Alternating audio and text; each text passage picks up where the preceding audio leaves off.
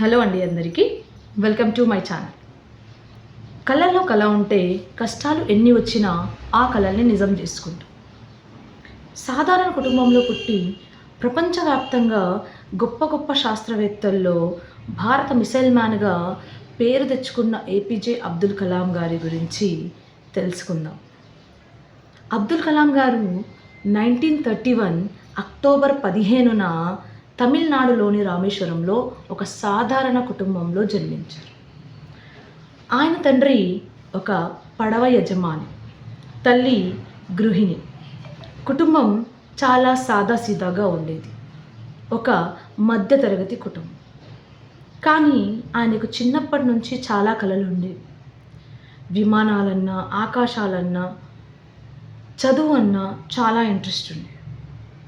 దానికోసం రాత్రింబవలు కష్టపడేవారు. చిన్నతనం నుండి చదువుకుంటూ కూడా పేపర్లు అమ్ముతూ తన ఫ్యామిలీకి హెల్ప్ చేసేవారు. కలాం గారు చిన్నప్పటి నుంచి చాలా తెలివైన అబ్బాయి. చదువు అంటే ప్రాణం. చదువుకుంటూనే పేపర్లు అమ్ముకుంటూ ఫ్యామిలీకి హెల్ప్ చేసేవారు. తన కళ్ళలో ఉన్న కళ విమానం, ఆకాశం మీద చాలా ఇంట్రెస్ట్ ఉండేది. నేను ఒకరోజు విమానాన్ని తయారు చేస్తాను అనే కోరికతో ఉండేవారు. ఆర్థిక ఇబ్బందులు ఉన్నా తన కళ మాత్రం చాలా పెద్దది. తన కళను నెరవేర్చుకోవడానికి ఆయన మద్రాస్కి ఏరోనాటికల్ ఇంజనీరింగ్ చదవడానికి వెళ్ళారు. తర్వాత డిఆర్డిఓ, ఇస్రోలలో కూడా ఆయన పనిచేశారు.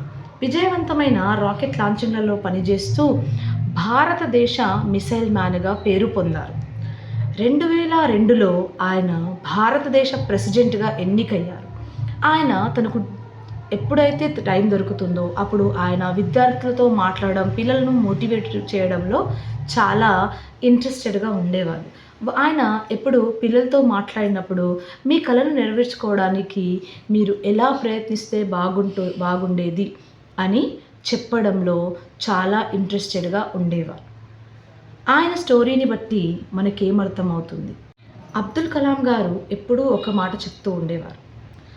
కళ అంటే నిద్రలో కనేది కాదు, కళ అంటే నిద్ర పట్టనివ్వనిది. దానికోసం మనం కష్టపడాలి అని ఆయన ఎప్పుడూ చెప్పుకుంటూ వచ్చేవారు. అబ్దుల్ కలాం గారి ద్వారా మనం నేర్చుకునే మోరల్ ఏంటి అంటే, పేదరికం ఉన్నా, కష్టాలు ఉన్నా, ఒడిదొడుకులు వచ్చినా కూడా మనం మన గోల్ ఏంటో నిర్ణయించుకొని దానికోసం ప్రయత్నించాలి, దానికోసం కష్టపడాలి.